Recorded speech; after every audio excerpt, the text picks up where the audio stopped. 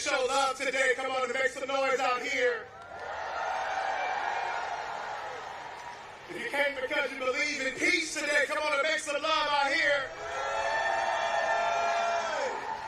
Let every hate-filled heart know that we have gathered today for the purpose of extending and being people of peace. If you believe in that, why don't you make them hear it one more time in here today.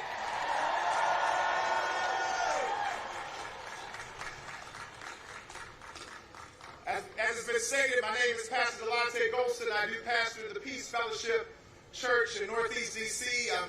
I'm born and raised here, went to elementary school 8 blocks away from here, 3rd and D Street, Southeast. I'm so thankful to be able to stand in this moment. I want to first, before I say anything else, remind us that we are standing on holy ground. I know that you thought that you came just to stand on Pennsylvania Avenue, but before there was a Pennsylvania Avenue, before there was a 1600 Pennsylvania Avenue, before there was a 3rd and Pennsylvania Avenue, there were the Nacotchland people. There were the Piscataway people. There were the Powhatan people. Here in this region, trading and living in peace with one another until people wearing collars like me decided to displace them. And so we gather to remember that the land that we stand on is sacred land. And we acknowledge those who have come before us.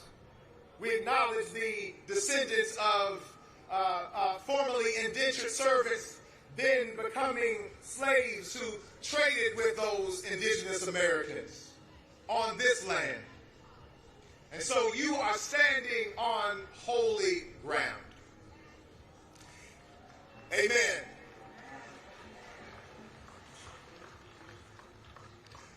I want to give honor and gratitude to our Creator, God, and to each representative of our Creator who has gathered here today. I especially want to thank the representation of DC clergy who will stand behind me and stand with me on this stage today. Showing you, come on and give us some love.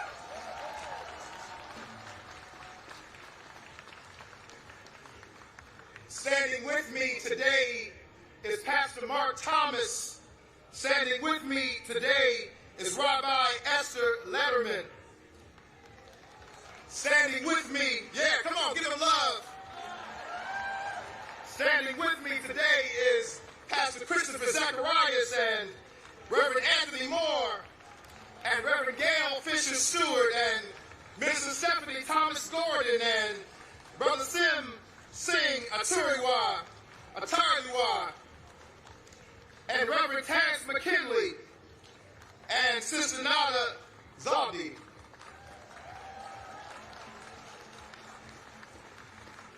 If I butchered anybody's name, as we say in our tradition, please charge it to my head and not to my heart. In my tradition, there is a story in the book of Daniel in the 3rd chapter. It's a story that you can find in the Hebrew Bible. It's about 3 brothers named Shadrach and Meshach and Abednego. And there was a king in the land in those days. And that king's name was Nebuchadnezzar. He was a narcissistic king. He was a prideful king. He believed that neighbors should turn against neighbors instead of loving neighbors. He believed in the occupation of territory and not the blessing of sacred land. And he told everybody in the land that they had to bow down and worship him. They erected a golden statue of him and put it on the and put it in their land at that time. And those 3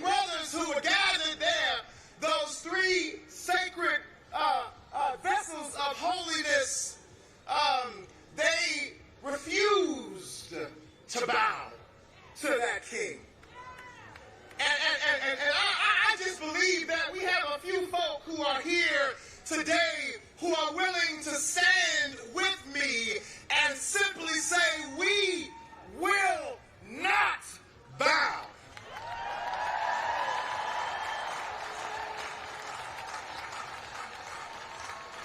No, we won't bow to any power that traffics in fear and division. We will not bow.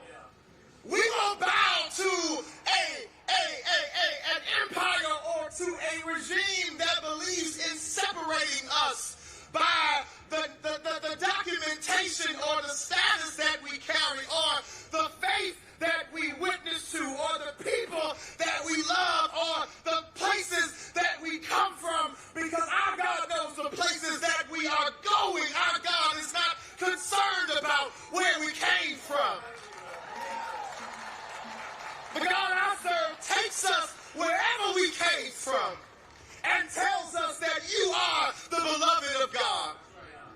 I encourage you, brothers and sisters, siblings that are gathered here together, look to your right, look to your left. There is a simple principle that I learned from Bishop Desmond Tutu in South Africa, who stood for decades against apartheid. And he simply taught us to look each other in the eye with a principle that we call the Sawubona principle. The Sawubona principle means I see you. And right now, I encourage you, siblings that are gathered here, use your eyes. Use your eyes. Look to your left. You don't have to say a word. Look to your right. Embrace that loved one that's there with your eyes and show them even now as we gather here, I see you. A people, a people who can see each other, can remind each other of our collective sacredness. A people who can see each other cannot unsee it when our babies are being pulled out of cars on their way to be dropped off at school. A people who can see each other cannot unsee mass ICE agents pulling up in our city and cities around the country. A people who can see each other cannot unsee wickedness and spiritual wickedness in high places. Somewhere I read that people who see each other cannot unsee vile hypocrisy in the land. But a people who are determined to see each other will collectively say, we will not bow.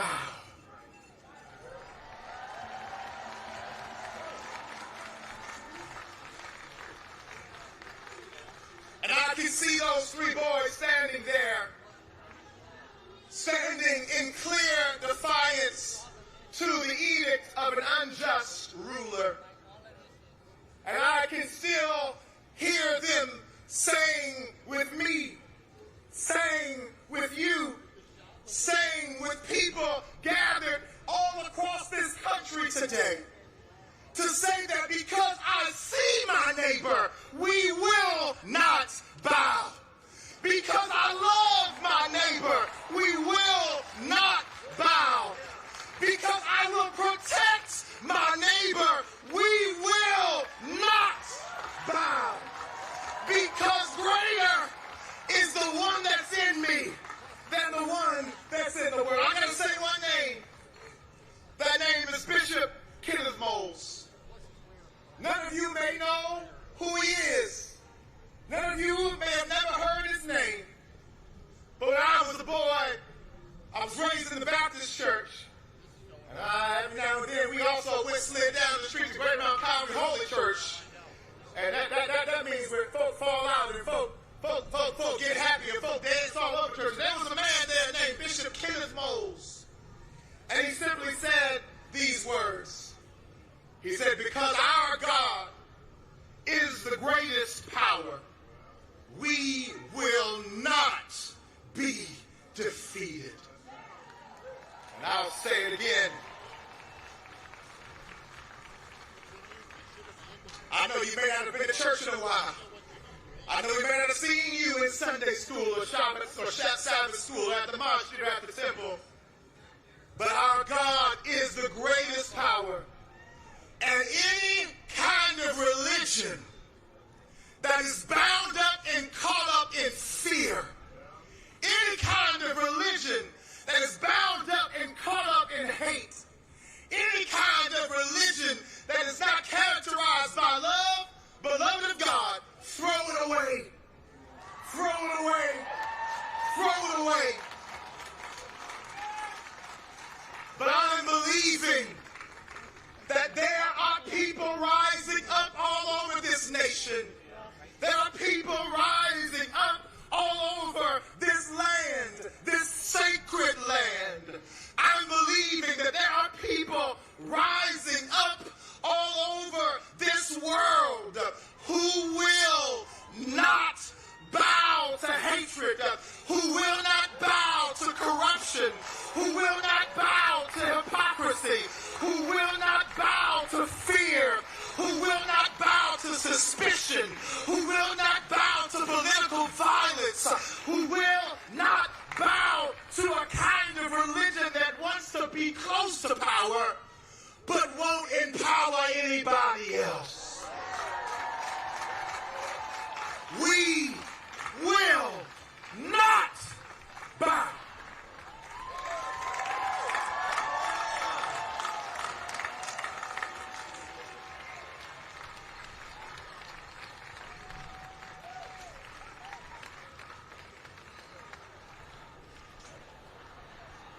Ladies and gentlemen, please welcome the junior senator from Connecticut, who is leading the fight against Trump's authoritarian power grab in the Senate and understands the only thing with the power to stop would-be despots from converting a democracy to an autocracy is mass mobilization by the people. Welcome, Senator Chris Murphy.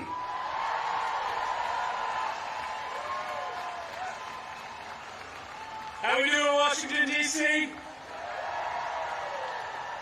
You all know where you are, right? You are in the people's capital. I want to bring you greetings from Connecticut, the state that invented the submarine, the helicopter, the hamburger, the wiffle ball, and Pez. On our license plates, though, there's a very simple statement. It says, Connecticut, the Constitution states. We were the first state to adopt our own Constitution. In my state, we couldn't wait to be self-governed. We couldn't wait to throw off the yoke of control and censorship from us. Before any other state, before our founding fathers, we wrote down in Connecticut the simple words, no kings. And I'm here today to share with you some unsurprising news. We are not on the verge of an authoritarian takeover. We are in the middle of an authoritarian takeover. But Trump has not won. Our democracy is in peril, but it can be saved. But no one's riding to our rescue, and I just want to be clear with you about that today. No one's riding to our rescue. There aren't establishment responsible Republicans that are riding to our rescue. The mainstream media isn't riding to our rescue. There's no oligarchs riding to our rescue. It is up to us to save us. Now, recently, when I gave this warning that we are in the middle of that totalitarian takeover, one of my colleagues said, well, be careful. You don't want to scare people, but you guys can handle the truth, right? You guys deserve the truth, right? The truth is that Donald Trump is the most corrupt president in the history of the United States of America.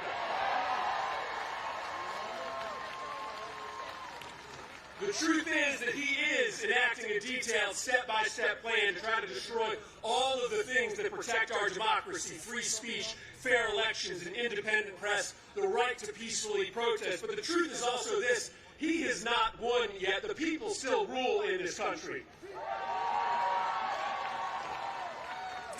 And today, all across America, in numbers that may eclipse any day of protest in our nation's history, Americans are saying loudly and proudly that we are a free people. We are not a people that can be ruled. Our government is not for sale.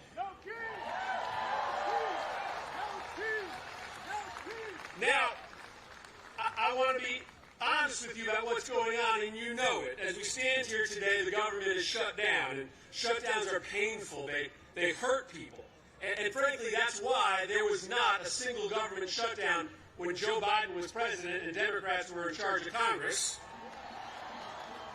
Because we acted like adults, we negotiated with Republicans, we found common ground, we kept the government open. But today, Trump is telling Republicans that they shouldn't even show up in Washington, D.C. The House Republicans have been on an unplanned vacation from D.C. for 5 weeks. And there's a couple reasons for that. First, they're trying to cover up for rich billionaire pedophiles. But second, because Trump does think that he's a king, and he thinks that he can act more corruptly when the government is shut down. But he cannot. He doesn't have new powers, extra powers in a shutdown. The President of the United States, during a shutdown, or even when the government is open, does not have the power to send masked men into our cities and pull off the streets our peaceful neighbors and throw them into the back of vans and into prisons. He never has that power. Whether it's a shutdown or not, the President of the United States does not have the power to use the FCC and the Department of Justice to censor our speech, to tell us that we cannot speak truth to power when we are protecting our democracy. He never has that power. And let me just say that I'm very proud of my Democratic colleagues who have drawn a line in the sand. And let me just speak for myself for a moment about this shutdown. I will not vote for a budget that throws millions of people off their health care just to pay for a tax cut for billionaires and corporations.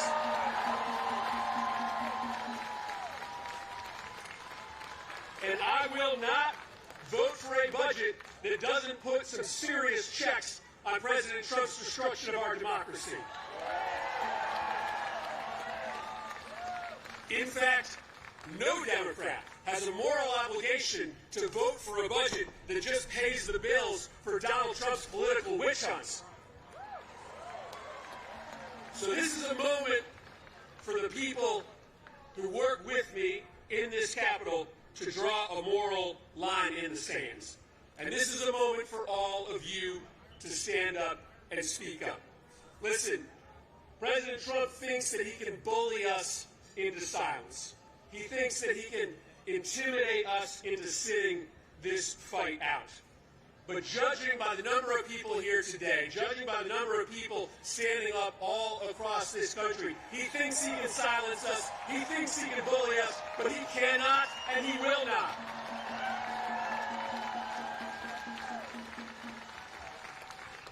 And the last thing I want to say to you is this. It's a simple thing. I get it that when you wake up in the morning, like me, you are filled with anxiousness, with anger about what is happening in this country. But I also want you to feel something else. Because this experiment, 250 years in, this bold, revolutionary experiment of self-governance in a nation that is a melting pot, where we are stronger because our differences from each other, right? That is a miracle that it has lasted for this long. And every single one of us needs to understand that when we wake up every day, we have an obligation, a duty, a responsibility to fight hard to protect that bold experiment. So I wake up every day filled with that same anger and anxiety. But I feel lucky that I am on earth at a moment where I can stand up on my 2 feet and have something to say about maybe the most defining fight of our lifetime to protect American democracy from ruin. I feel anger and anxiety, but I frankly feel joy that I have something to say and that I can tell my kids and my grandkids that when the moment came, I stood up to protect and save American democracy from ruin. And so you got a lot of awesome speakers here today. I heard a rumor that a guy named Bernie Sanders is in the house. I understand the role that I play. I'm just the opening act for Bernie, all right?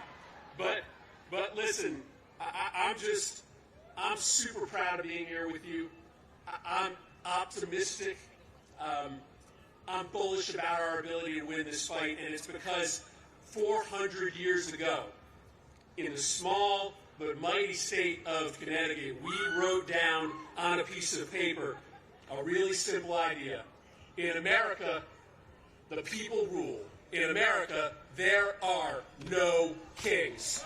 Thanks, Washington, D.C. Appreciate it. Go out there and fight for our country.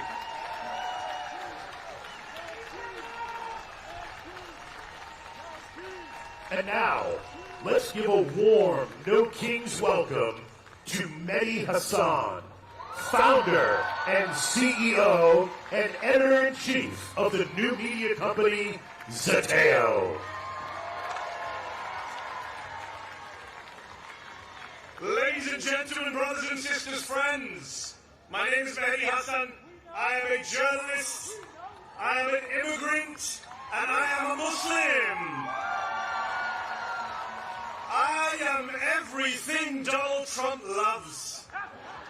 I am the Trump trifecta. I'm also a bit of a socialist. But shh, don't tell Stephen Miller, he alarms quite quickly. Can I just say, it is so heartwarming to see so many of you out here in D.C. today. D.C., make some noise. We need to make sure today that they hear us in the White House and in the Capitol. All week, I've heard Speaker Mike Johnson and Republican members of Congress say that this rally, the No Kings rally, is a hate rally. A hate rally. The people who can't get through a single day without hating on late-night comedians and overweight soldiers and Muslim politicians and Mexican immigrants and Palestinian refugees and black women and transgender kids and peaceful protesters and Mr. Fricking Potato Head, they are lecturing us on hate? Really? I'm not here out of hate. I'm here out of love. I'm here because I love this country. I love America. I love the First Amendment. I love our democracy. I love our diversity. Yes, our diversity. And I am not willing to sit back and watch our glorious American multiracial, multicultural, democratic experiment, our constitutional republic, destroyed by the guy from Home Alone 2. Not going to do it. Because I did not inherit America. I did not inherit America. I chose America. I wasn't born here. I immigrated here. And we immigrants, we love this country often more than the people who were born here because we chose to move here, live here, swear an oath to the Constitution here, an oath that the guy down the street violates every morning and every night. The great irony is, of course, that Donald Trump is the son of an immigrant, the grandson of an immigrant, and married to an immigrant. In fact, 2 of his 3 wives were immigrants, proving yet again that immigrants will do the jobs that even Americans are not willing to do.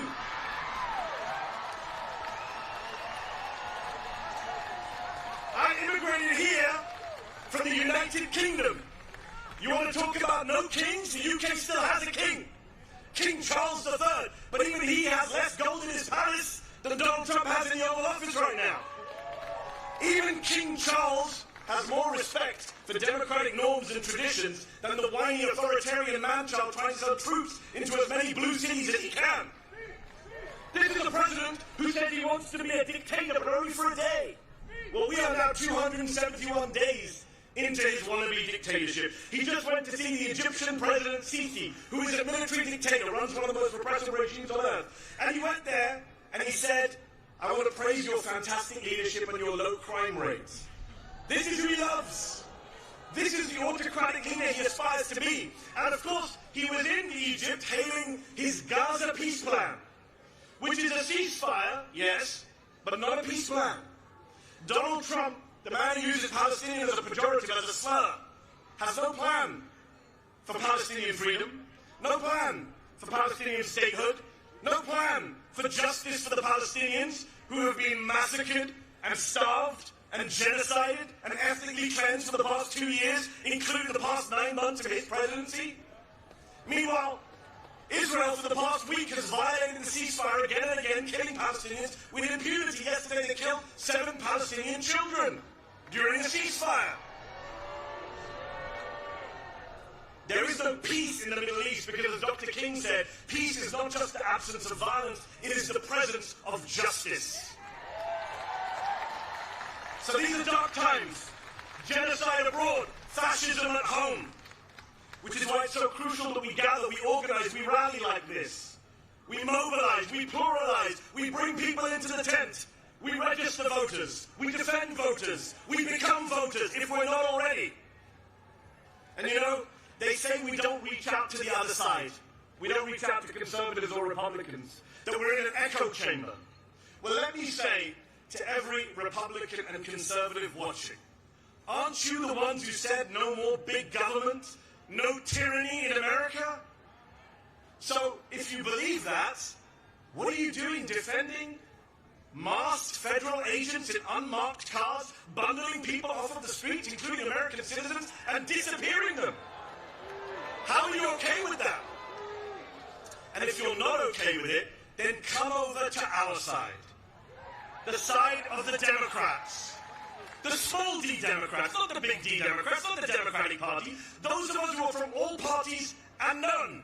But those of us who care about saving America so that we can get to our 250th birthday and still be free when we reach 250 years. Come over to our side. The side of no crowns, no thrones, no kings. The side of freedom, of liberty, of the Constitution. The First Amendment, the Fourth Amendment, the 14th Amendment, the 22nd Amendment, which says 2 terms means 2 terms.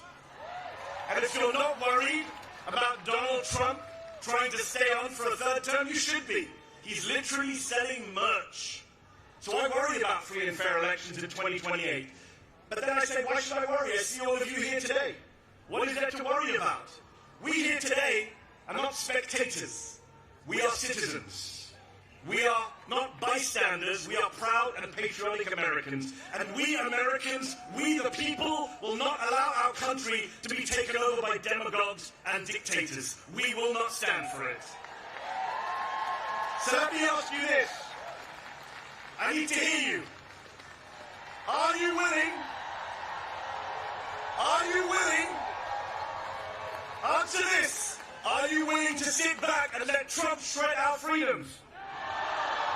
I can't hear you, DC. They need to hear you in the White House. Are you willing to let Trump shred our freedoms? Are you willing to sit back and bend the knee to fascists and white supremacists? Are you willing to be the Americans on whose watch democracy died? Good. Because people power is our last line of defense. Remember this. Donald Trump has never, ever, not in 3 elections, won a majority of the vote. Never. And I'll say this to you. I'll say this to you. Here's the math that they're scared of. There are more of us than there are of them. We are the majority. Say it with me. We are the majority. They're not loud enough today, these. Come on. Louder. We are the majority. Yes, we are. And we have no intention of losing our country, our democracy, our freedoms to that twice impeached convicted criminal and his gang of grifters. No way. We will out-organize them, we will outvote them, we will outlast them. Because when I see you all out here today,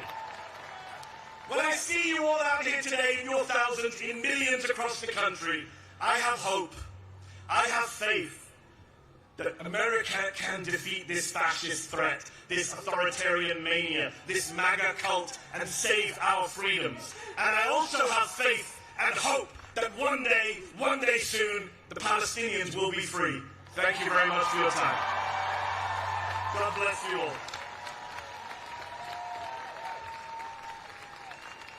Ladies and gentlemen, let's give a warm Washington, D.C. welcome to Deirdre Schieffelin, Chief Political and Advocacy Officer of the American Civil Liberties Union, who leads the ACLU's policy, campaigns, and organizing work to fight for civil rights and liberties nationwide. And Sarah Parker, Executive Director of Voices of Florida. Hello, everyone. Hello, DC. Woo! You look so beautiful. I wish you could see yourselves from here. You look amazing. You look powerful. I'm Deirdre Schieffelin. I'm the Chief Political and Advocacy Officer for the ACLU, the American Civil Liberties Union, and a proud Washingtonian. I'm so thrilled to be here with you, my community, today, doing the most patriotic and American thing that we can do. Peacefully, lawfully protesting the Trump administration's abuses of power and exercising our First Amendment rights. After all, our country has a 250-year-old history of disagreeing in public, and we are not about to stop now. For more than 100 years, the ACLU has defended our country's freedom, especially the First Amendment freedom of speech. It's not just our opinion that everyone is entitled to their beliefs without fear of punishment. It's in our country's Constitution. It's the cornerstone of our democracy. Our basic American freedoms are not something that any president can take away from us. So why is Trump trying? What is he so afraid of? This moment is so much bigger than a political disagreement. It's about standing up for our rights and the future of democracy. The democracy we want is a country of freedom, a country of equals, a country of due process and laws that apply to everyone.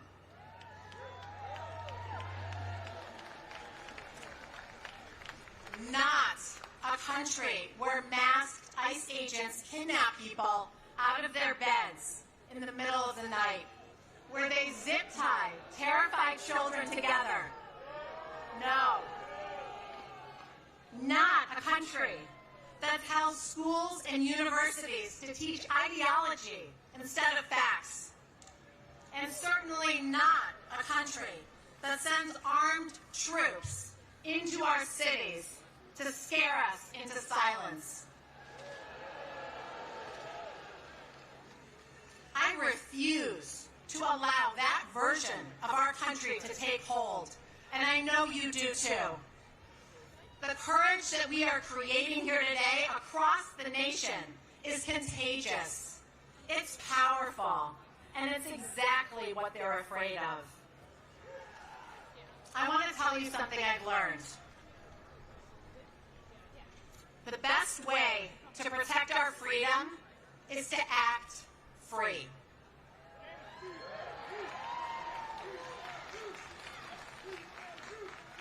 I was in my hometown of Buffalo, New York, a couple months ago, and I saw a new billboard up from the Buffalo Public Library. It said, "Free people read freely." Free people read freely. 4 words. I was so struck by the simplicity and the power of that statement, and by the fact that the public library felt the need to make it. Free people read freely. They think freely. They protest freely. They act free. The best way to protect our freedom is to act free. Thank you for doing that today. Thank you for your courage. It's powerful and it's contagious. We live in a democracy and we are going to act free. And with that, I'll turn it over to Sarah Parker.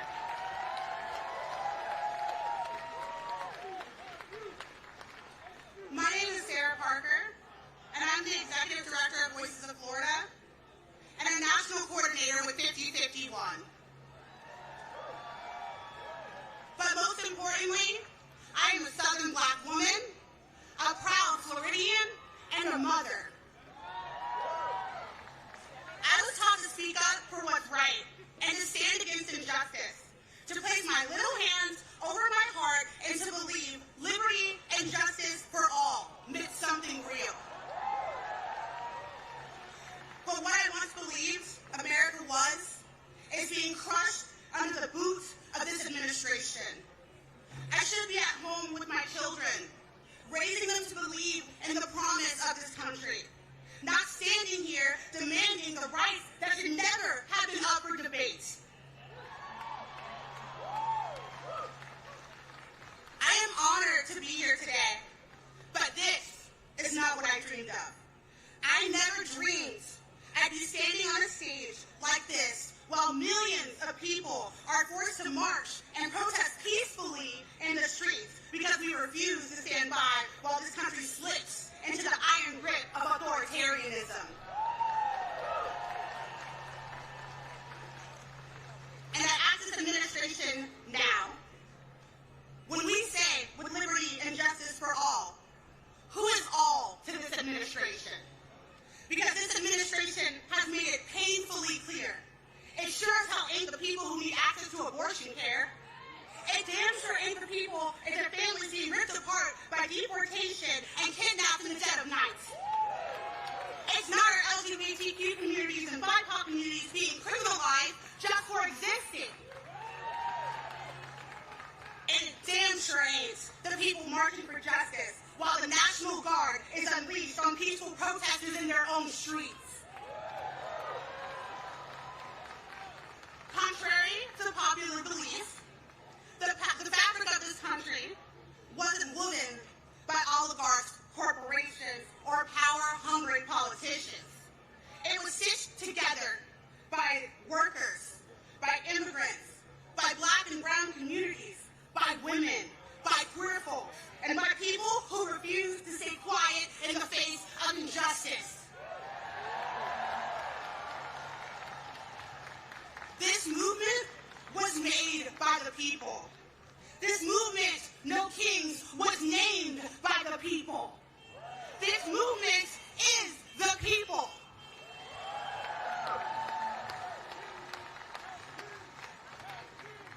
And newsflash to this administration and for the people who need it, this country was built on protests.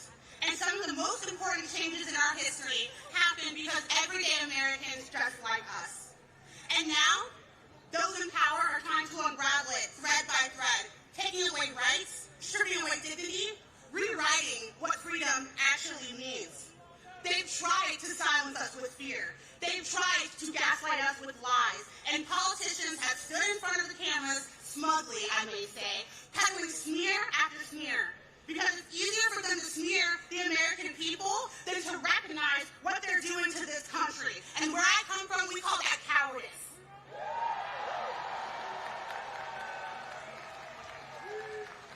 We refuse.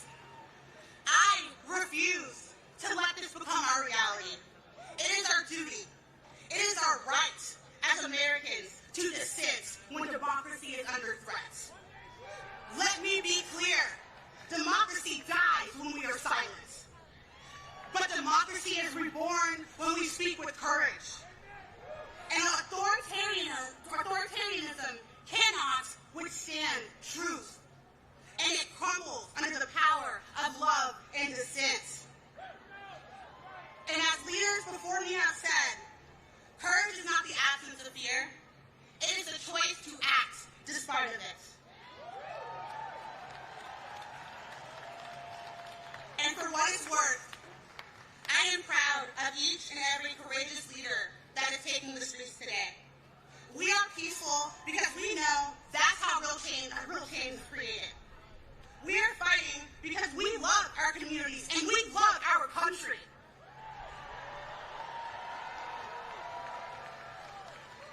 We are using our voices because it is our God-given American right. And anyone who says otherwise is not only lying to the American people, they are lying to themselves, and I don't know how they sleep at night.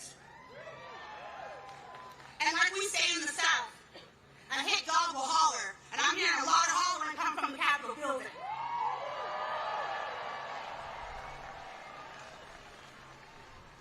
The American people are pissed. And I would like to say before I go, I want to thank every last one of you. I want to thank all the organizers with 5051. I want to thank Political Revolution, who's a national partner.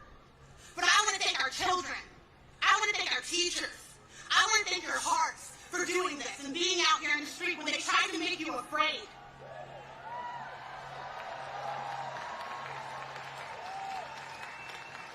The message today will be crystal clear and they won't be able to ignore it. There will be no kings in America. Not today, not tomorrow, not ever. Thank you.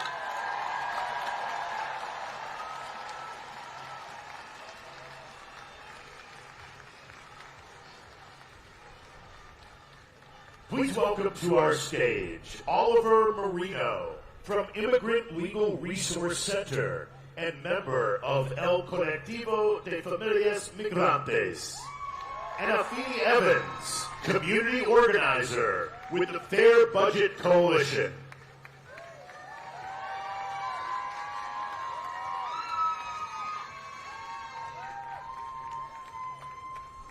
Thank you. Good morning.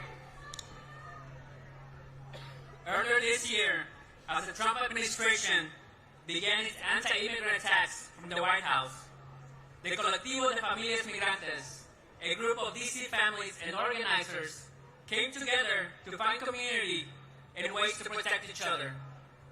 We knew what was coming and why we needed to fight back, organize, and take care of each other. In the last few months, we have witnessed masked ICE agents, National Guard, and DC's own Metropolitan Police Department work together to abduct our community members.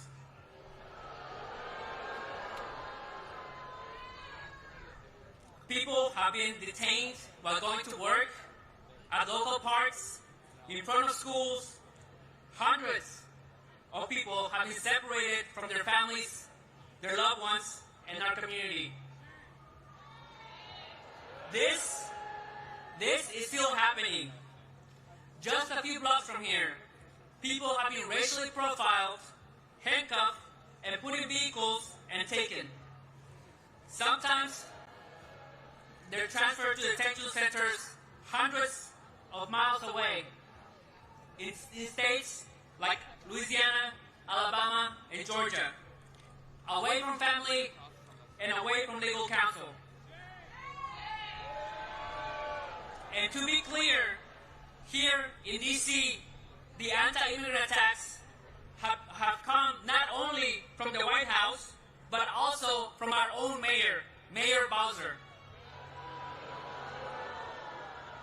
Mayor Bowser tried to repeal DC's Sanctuary Values Act, a local law that limits collaboration between MPD, the local police, and ICE. But while politicians have failed us, it's been DC residents that have stepped up. We have seen our people go out and film ISIS abuses in the streets, share Know Your Rights information, provide mutual support to families of people detained, and organize to protect their immigrant neighbors. This is the moment to show solidarity, to reject attempts to dehumanize and criminalize our immigrant community, to hold our elected officials accountable, and to force them to stand up to an authoritarian administration that does not care about due process and people's constitutional rights. In order for the Trump administration to carry out its plans, it needs compliance from the public and from local governments. We must not comply. We need to do all that's in our power to protect immigrant families and our neighbors. We need us. We need you. We need each other to protect families, not feds. Thank you.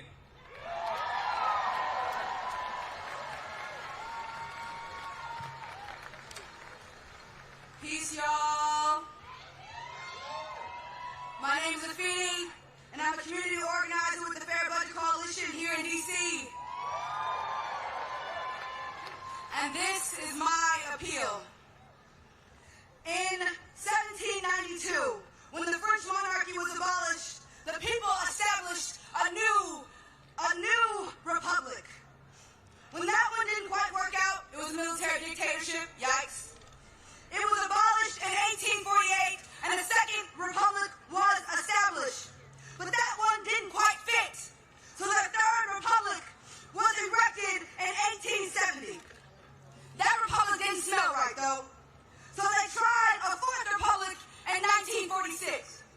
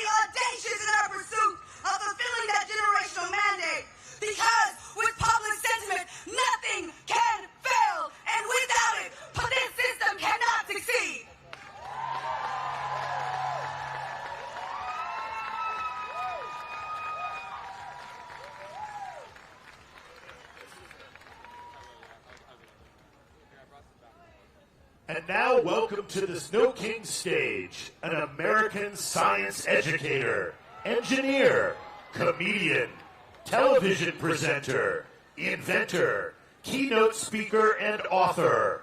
He is a respected champion of scientific literacy who has challenged opponents of evidence-based education and policy on climate change, evolution, and critical thinking. Please welcome Bill Nye, the Science Guy.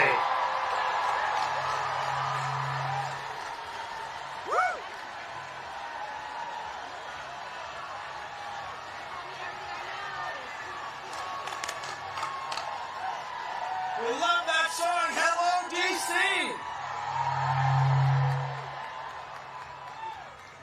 Fellow citizens, it is wonderful to see so many of us out here today. We are here for the same reason our ancestors gathered here in 1776. We want our government to run without a king. Our government is based on ideas embodied in the Constitution. Among other remarkable features, it guarantees our freedom to speak, as we're doing here today. Rather than doing one monarch's bidding, we have agreed to form a democracy, to work together, and to follow the laws that derive from it. No thrones, no crowns, no kings. As many of you know, I am a native Washingtonian. I grew up here within the city boundaries. And when you grow up here, the affairs of the federal government are very much a part of your life. I remember well sitting on my father's shoulders and waving to astronauts as we, as a nation, celebrated their accomplishments back in 1964. In 1964, that was the first year my parents could vote for president as citizens of the District of Columbia. We still do not have voting representation in the district. Someday, perhaps. I remember well Martin Luther King's dream and Resurrection City, the plywood structures on the National Mall erected to house protesters who came to town demanding equal rights and opportunities, barely a month after Dr. King had been assassinated. I remember well the Vietnam War. The mall was shoulder to shoulder, much as it is today. Traffic stopped citywide. The protest movement expanded. There were protests around the country, and the war was ended. We are protesting in the same fashion today.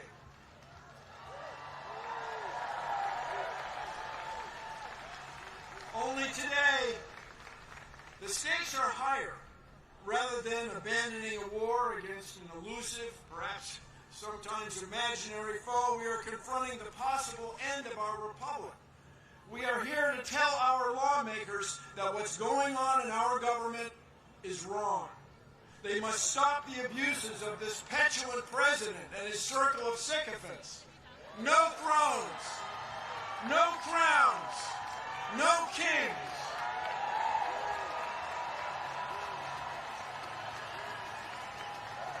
This president and his associates cannot tolerate dissent. To them, our free speech is frightening. They are arresting people and denying due process in courts. They tried to silence television hosts. They're trying to fire or indict civil servants, prosecutors, judges, even their own cabinet members. But in this land, these sorts of actions are not new. In 1776, our ancestors had had enough. They declared independence from a king by means of a document stored safely right over there on Constitution Avenue in the National Archives. Although it was conceived 249 years ago, the Declaration of Independence describes a train of abuses connected with an absolute authority, a king with absolute power. No thrones, no crowns, no kings. Their king had refused to honor the law. Their king had refused to let lawmakers be elected. The king had made court judges dependent on his will. They cited the king sending, quote, swarms of officers to